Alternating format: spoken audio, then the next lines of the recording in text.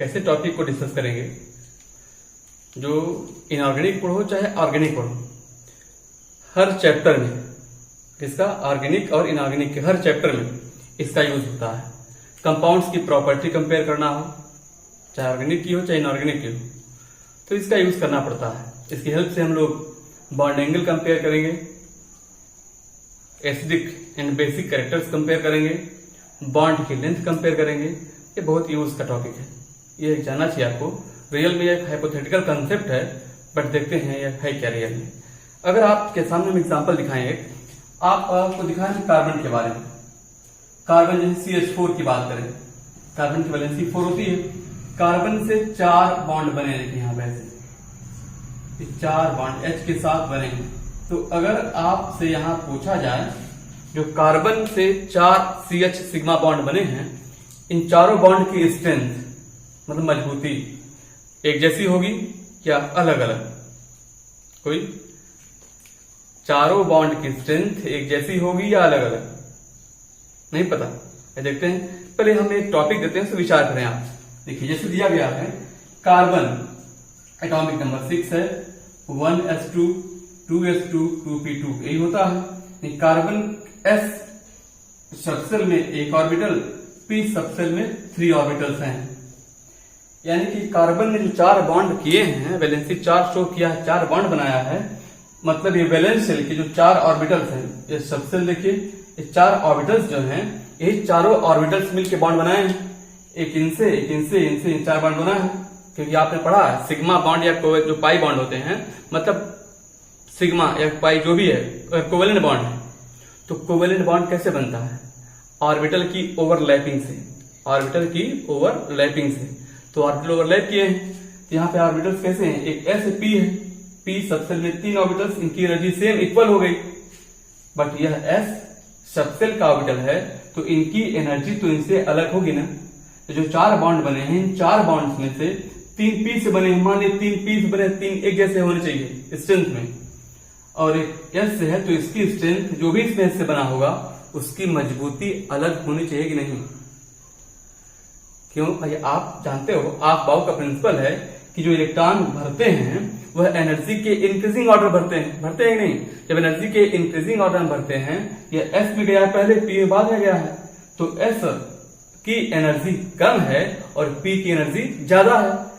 Energy की वजह से भी जब अलग एनर्जी के ऑर्बिटल से बॉन्ड बना है तो इसकी मजबूती अलग होनी चाहिए कि नहीं?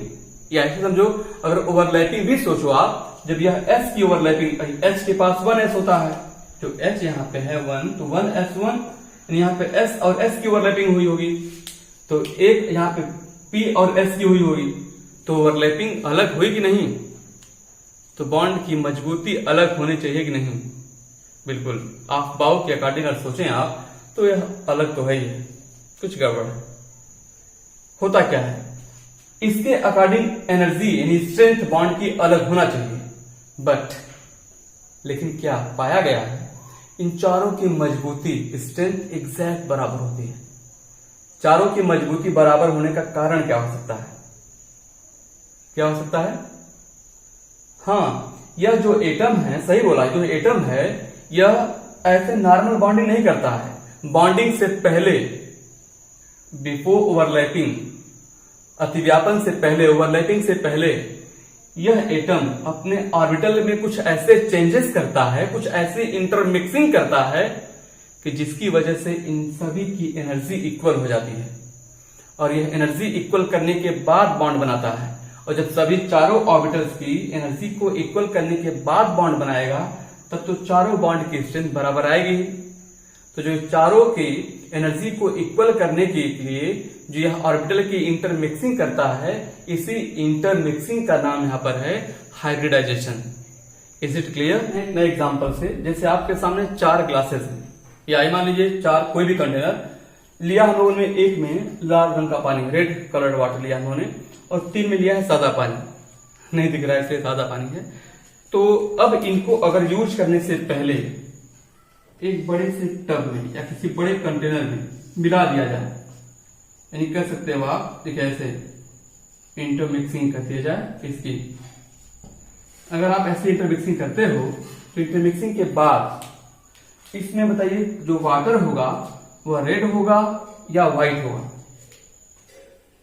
बताइए। बिल्कुल, ये ना तो पूरा रेड रह जाएगा और ना व्हाइट रह जाएगा, नॉर्मल सादा पानी। क्योंकि जब दो डिफरेंट कलर मिलाएंगे तो जिसका कलर डार्क होगा वो कुछ हल्का होगा, है ना, और जो कलरलेस है वह कुछ कलर उसका बढ़ेगा। मतलब ये इसका कलर रिक्वायर करेगा जो अपीयर होगा। इसका मतलब ये है कि इसमें ऐसा करने के बाद अगर हम पूरे मिला दिया जाए तो इसमें ना तो रेड रह जाएगा बल्कि क्या रह जाएगा, इसमें कलर कैसा हो जाएगा, पिंक, है ना। अगर ये रेड वाटर था ऐसे, और इसमें तीनों में जो है, तीनों में, इसमें भी, इसमें भी, इसमें भी कलरलेस वाटर है, मतलब सादा पानी, तो मिलने के बाद ये क्या, पिंक हो गया। ना तो रेड रहा ना सादा इसरा रहा, मतलब पिंक हो गया। अब इन चारों को फर्दर हम लोग जो है इसमें चारों को फिलअप किया जाए कैसे, इसी क्लासेस में जो वहां बगल में रखे हुए हैं ऐसे।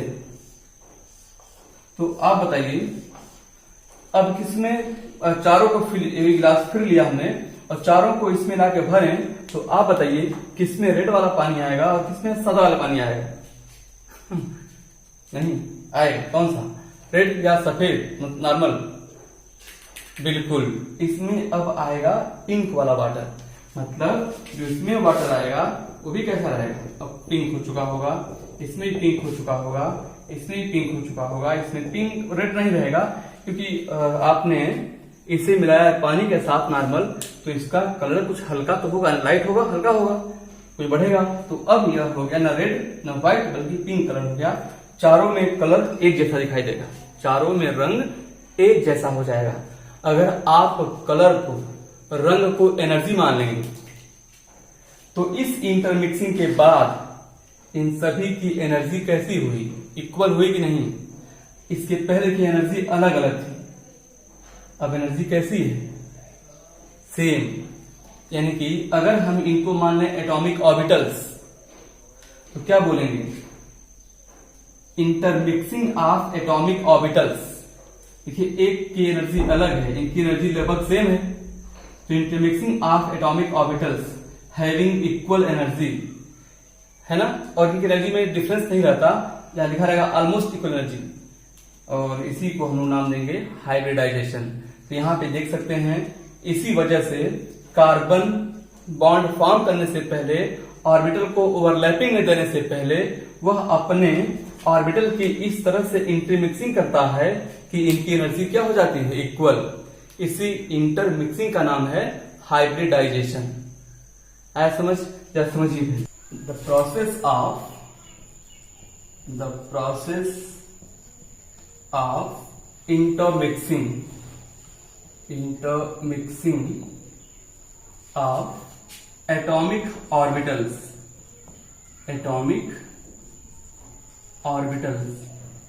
having equal energy or almost equal energy is called hybridization। तो यहां पे जो शब्द आए हैं उस पे जरा गौर करें। लिखा है इक्वल एनर्जी, इक्वल मतलब जैसे एक ही सबसेल, पी में 3 सबसेल यहाँ पे हैं, अब जानते हो P X P Y P Z होते हैं, और एक ही सबसेल में जितने ऑर्बिटल्स होते हैं उन सभी की एनर्जी इक्वल होती है। यही वजह है कि उन सभी ऑर्बिटल्स को आप नाम देते हो डी जनरेट ऑर्बिटल्स। इसका मतलब ये हुआ पी सबसेल के पास 3 डी जनरेट ऑर्बिटल्स हैं, तो इसकी मिक्सिंग में जो पार्टिसिपेट कर रहा है इनकी एनर्जी क्या होगी, इक्वल। और यह जस्ट अगल बगल के हैं।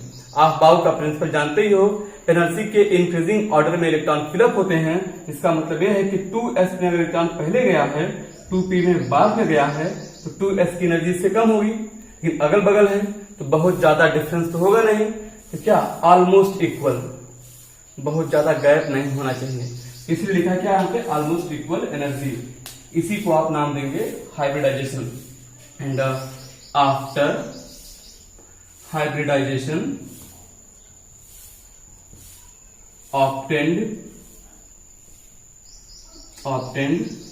Orbitals are called hybridized orbitals. खास बात और देख लीजिए, यहां पे आप लोगों को जानना चाहिए इनके बारे में कुछ, हम लोग इसको अलग से देख लेते हैं। जैसे लिखा रहता है आपको कैरेक्टरिस्टिक्स ऑफ हाइब्रिडाइजेशन, इसके मुख्य लक्षण क्या क्या हो सकते हैं। आपसे अलग से पूछता भी है, जो बच्चे बोर्ड अपियरिंग उनके लिए जरूरी है। जैसे यहाँ पे आप सबसे पहले तो जानना, यह डिफिनेशन से क्लियर है, यह क्या है इसमें, तो आप बोल सकते हैं it involves intermixing of atomic orbitals से याद रखिएगा, इसकी मिक्सिंग होती है इसमें। और कंडीशन क्या है, हैविंग इक्वल एनर्जी और ऑलमोस्ट इक्वल एनर्जी, इसको याद रखिएगा आप। एक पॉइंट ये हो गया। दूसरा पॉइंट यहाँ पे बन सकता है कि यह जो है, इसमें इंटरमिक्सिंग में जितने बनते हैं ऑर्बिटल्स, उन सबकी एनर्जी सेम रहती है और उन्हें कहा जाता है हाइब्रिडाइज्ड ऑर्बिटल। लिखा भी है कि after hybridization obtained orbitals are called hybridized orbitals. Hybridized लिखा है, आफ्टर हाइब्रिडाइजेशन देख सकते हैं आप, after hybridization obtained orbitals are called hybridized orbitals. And एक पॉइंट और आप यहां देख सकते हैं, इसमें है कि जो भी मिलेंगे orbitals after a number of hybridized orbitals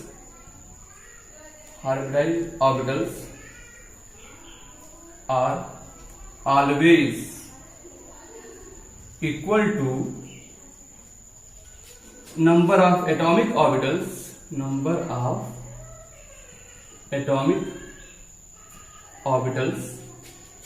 taking part in intermixing।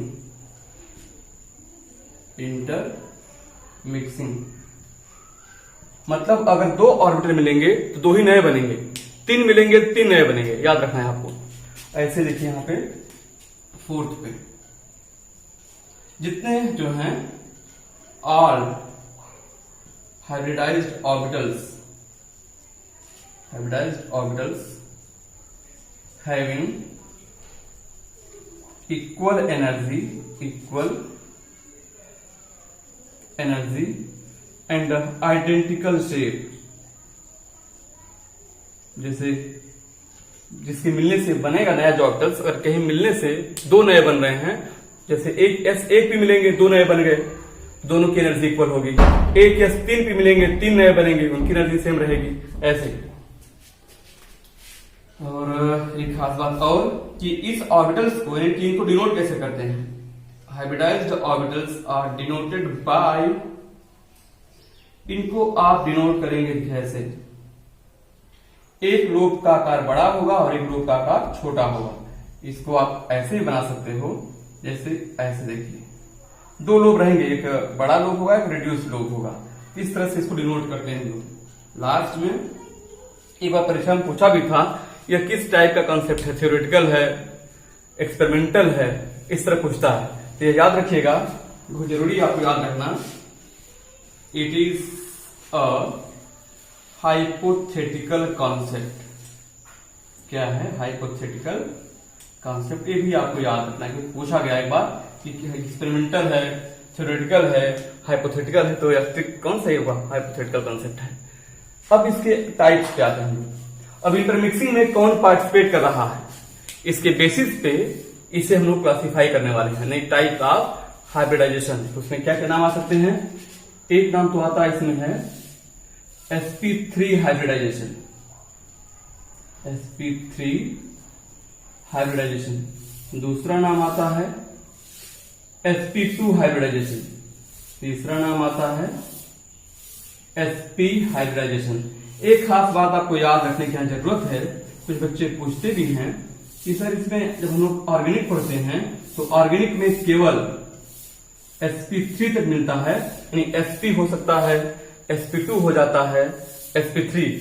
जबकि इनऑर्गेनिक जब पढ़ते हैं, इनऑर्गेनिक में sp3d भी आता है, sp3d2 भी आता है, sp3d3 भी आता है। इसकी वजह क्या है? कार्बन में केवल sp3 तक ही क्यों होता है? तो उसका रीजन है, अब क्या है, वैलेंस शेल के ऑर्बिटल्स की इंटरमिक्सिंग होनी है। तो यहाँ वैलेंस शेल में क्या क्या है? एक s है, कार्बन देखिए, कार्बन की वैलेंस शेल में ही पूरा है, एक s है और 3 p है। तो इंटरमिक्सिंग में क्या पॉसिबिलिटीज हैं? एक पॉसिबिलिटीज है कि एक s तीनों p इंटरमिक्स कर जाए तो sp3 बन जाएगा, एक s 2 p इंटरमिक्स कर जाए तो sp2 हो जाएगा, एक s 1 p इंटरमिक्स करे तो sp हो जाएगा। इसलिए यहां पे केवल यहां तक होता है।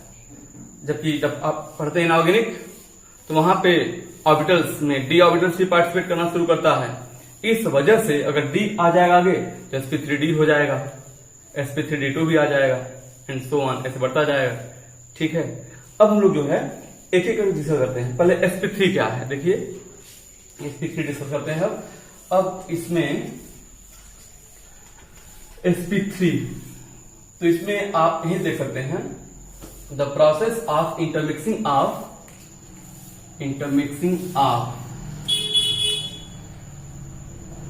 1s and 3p atomic orbital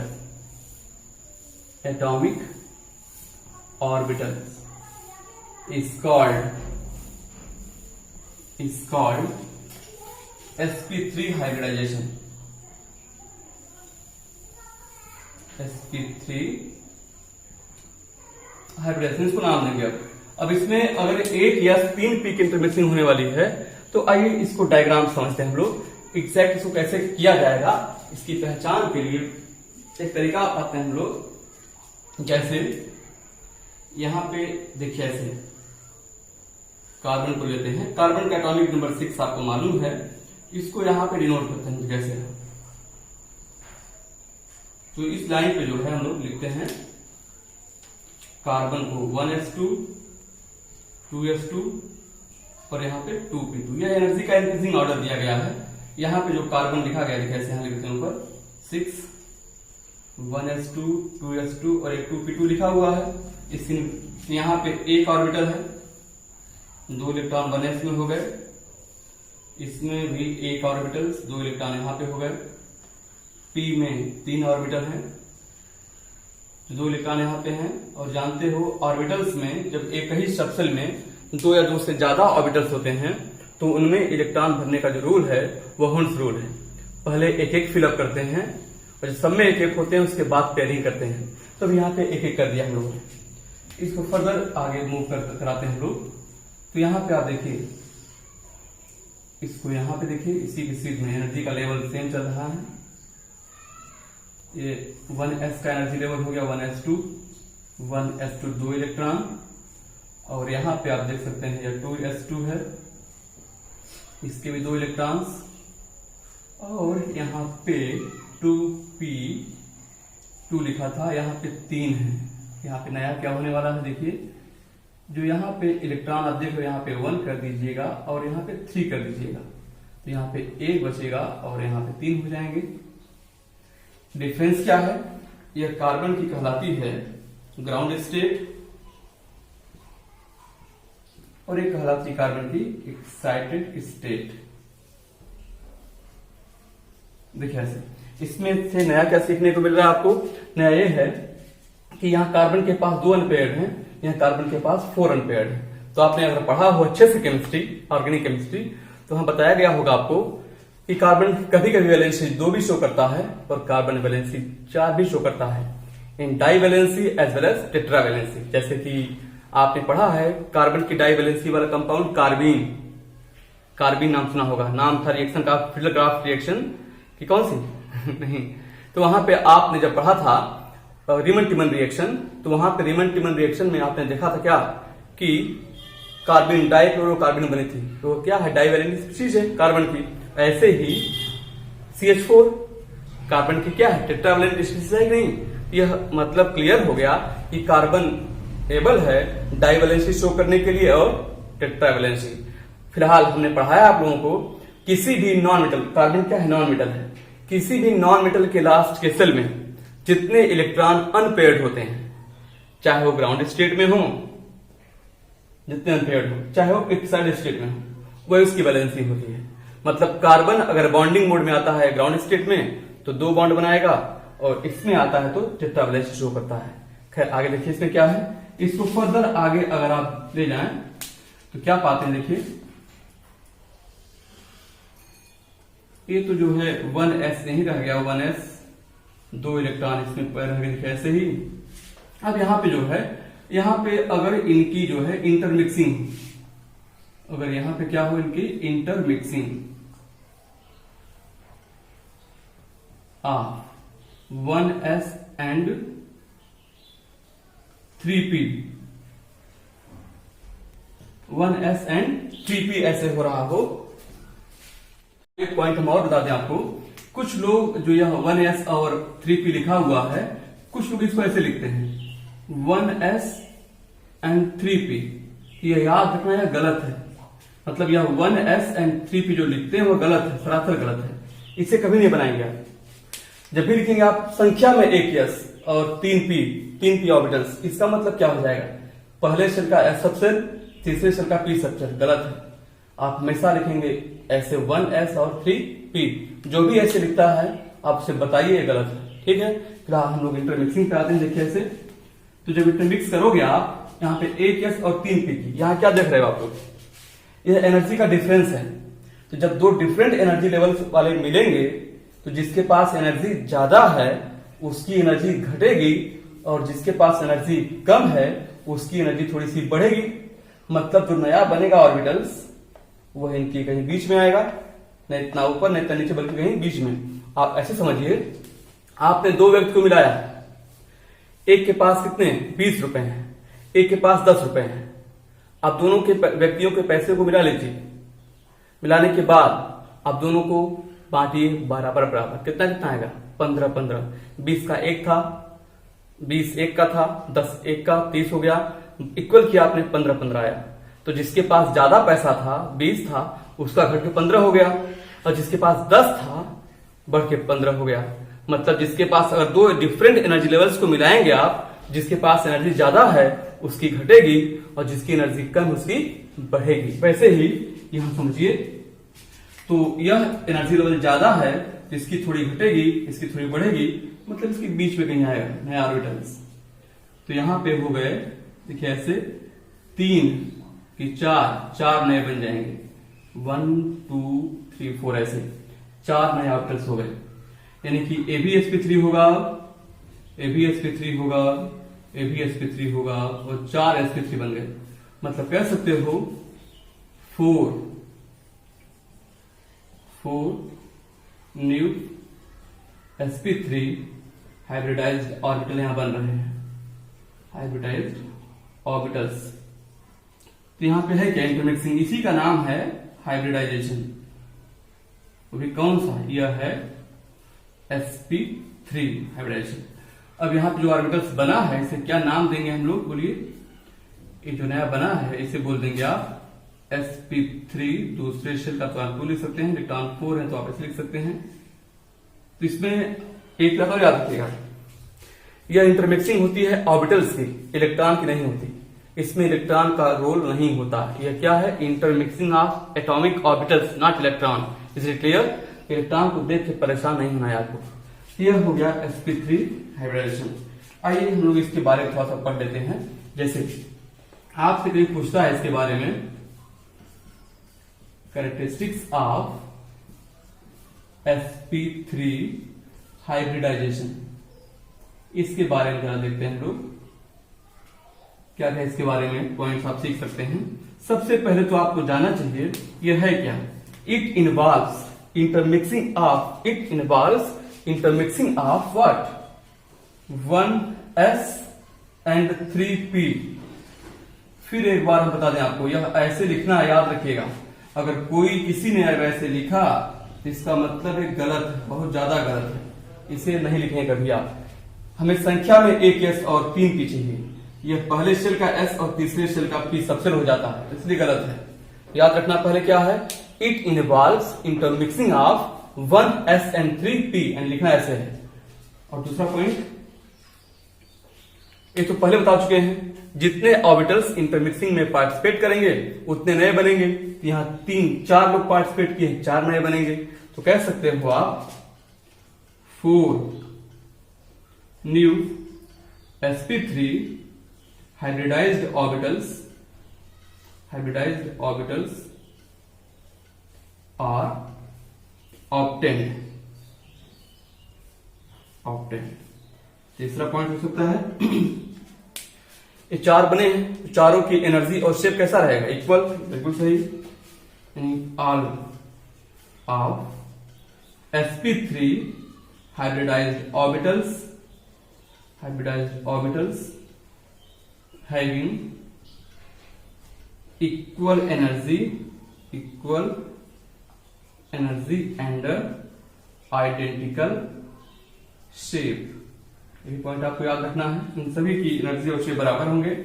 last में एक और देख सकते हैं आप, ये 4 हैं, ये चारों जो है अपने आप को कैसे अरेंज करते हैं।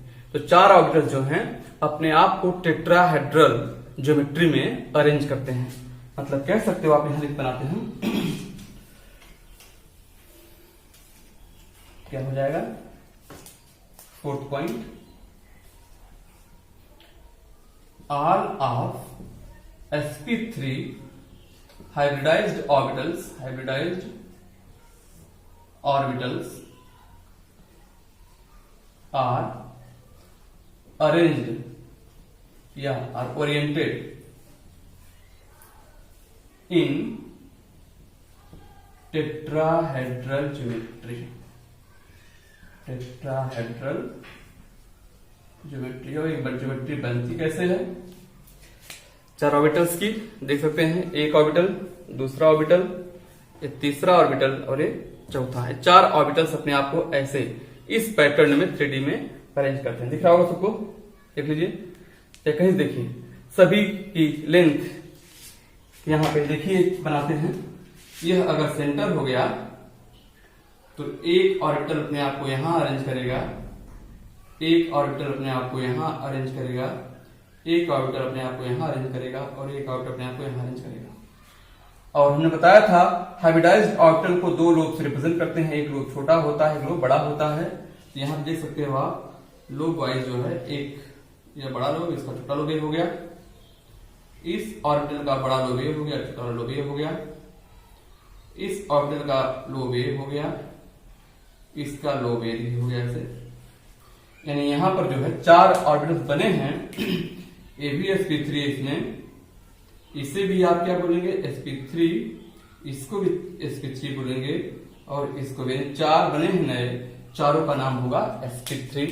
ठीक है, अब यहां पे आप देखिए 5वां पॉइंट, बॉन्ड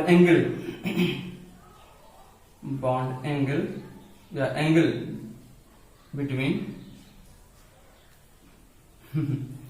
any 2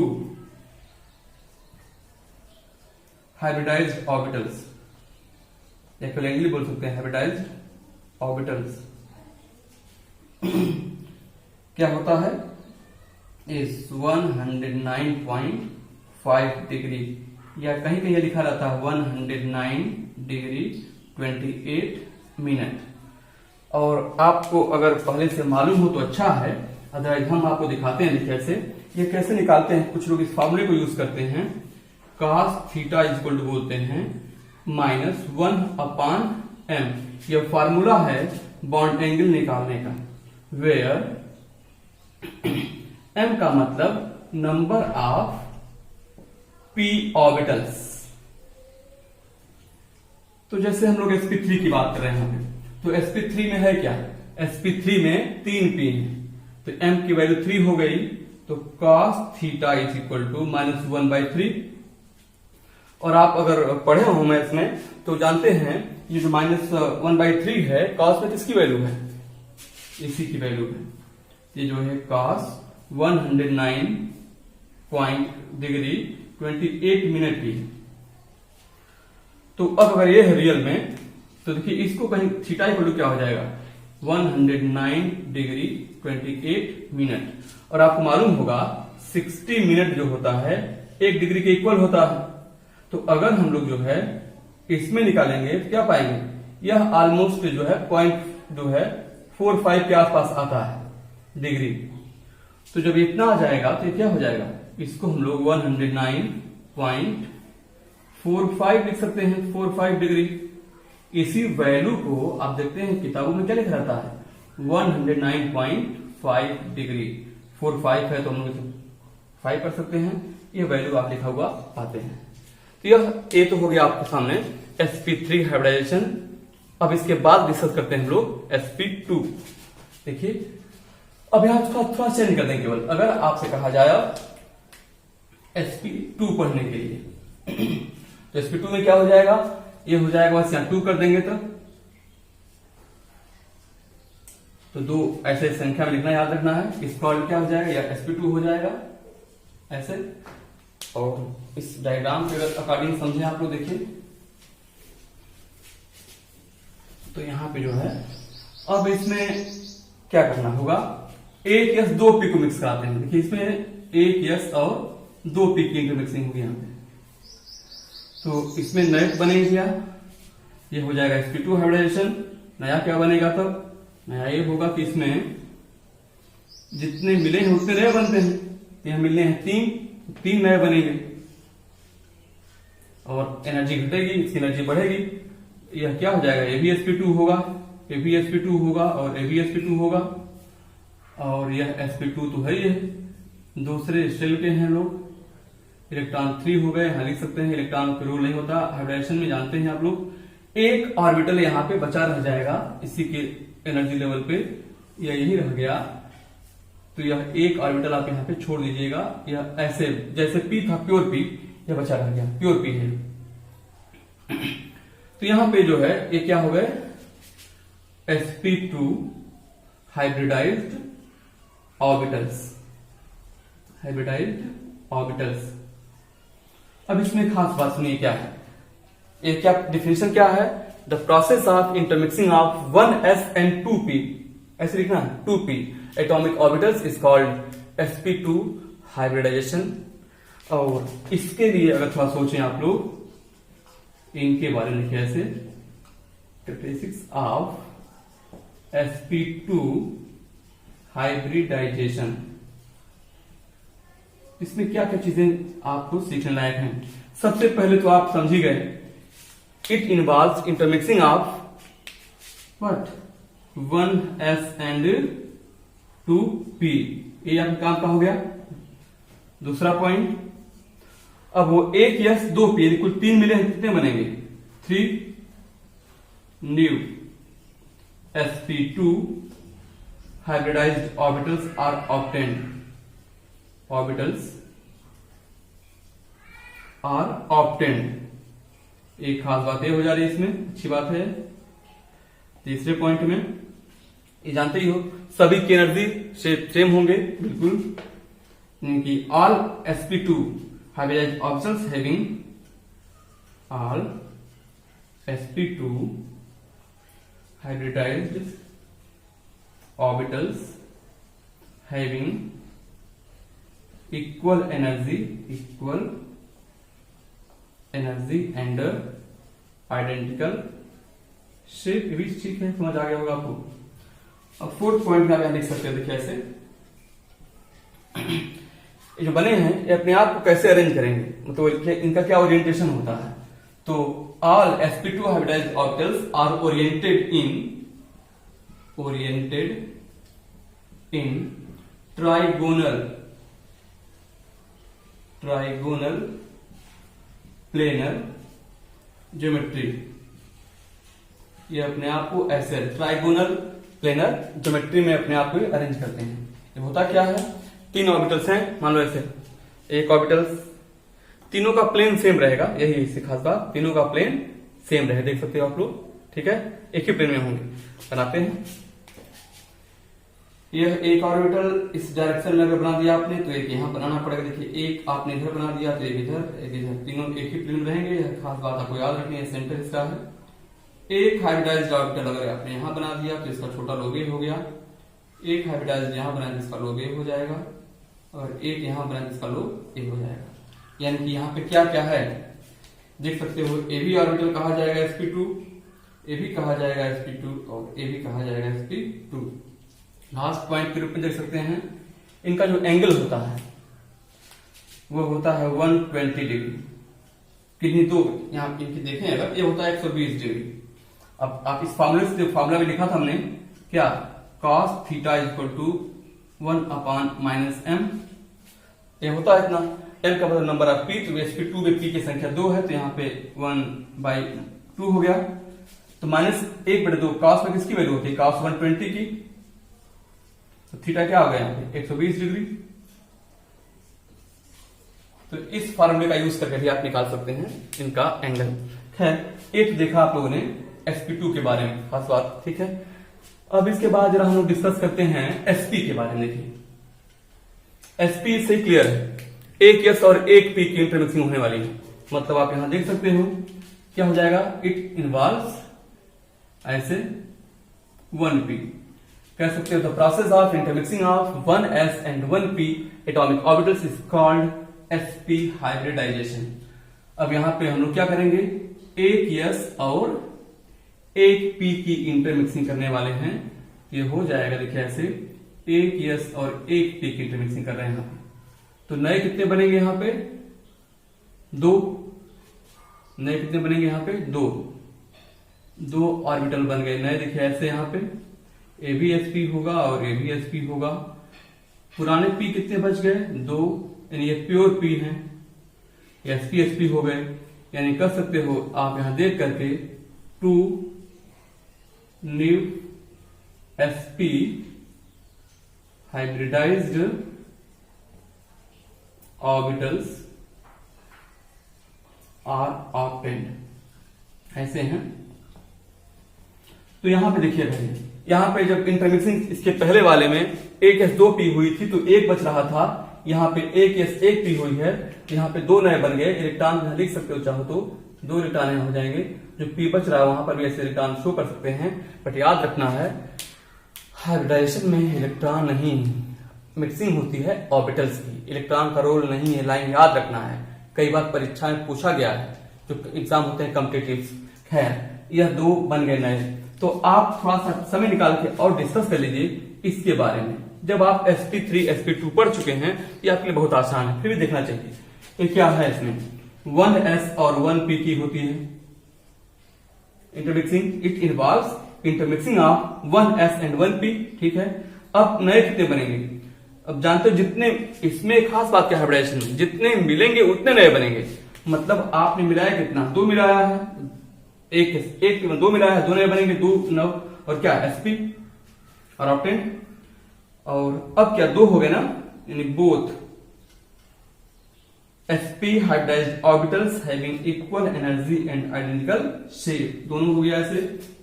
और अब यहाँ पे 2 हैं तो अपने आप को कैसे अरेंज करेंगे, यह अरेंज करेंगे अपने आप को लीनियर ज्योमेट्री में।